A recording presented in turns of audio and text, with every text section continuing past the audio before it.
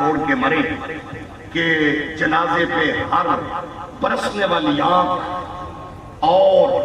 ملن شاری سے ہر بندہ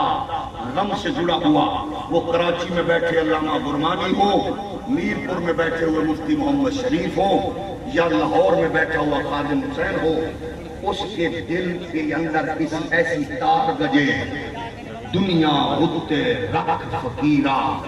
ایسا بین کھلون، کول ہوئے تے لوگ کی حسن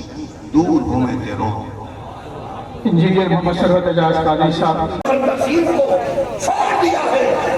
کہ جن کی سیرت و کردار میں 14 صدیوں سے اسلام سب ہوتا ہے، آج یہ اللہ اکبر کی صداؤں کو بلند کرنے کا باعث ہے۔ حسن و حسین کی مثال دکھا دی نہیں، تو یہ آپ کے میرے ہیں، یہ آپ کے میرے ہیں، آپ جن کو ان شخصیات کے برابر ہمارے عصر حاضر میں لانا چاہتے ہیں، ان کی خدمات ہوگی، لیکن ہر ایک کے مقابل کوئی نہ کوئی ہوگا۔ مثال کے طور پہ ایک بہت بڑا نام ہے پاکستان میں، ان کی خدمات کا ایک طویل سلسلہ ہے۔ میں سمجھتا ہوں کہ پاکستان کا ایک حسین چہرہ دنیا کے سامنے رکھا انہوں نے، محترم عبد ستار کی انسانی کمزوریوں کے باوجود ان کی بڑی خدمات ہے، لیکن آپ جب ان کو پیش کریں گے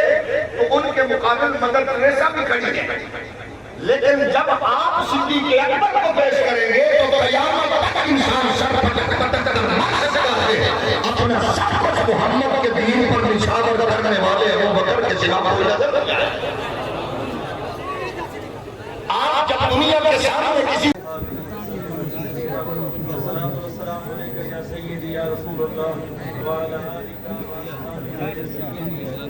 مہمان مرسل جو ہے، مہمان مرسل پروردگار پاک محمود لجپال نبی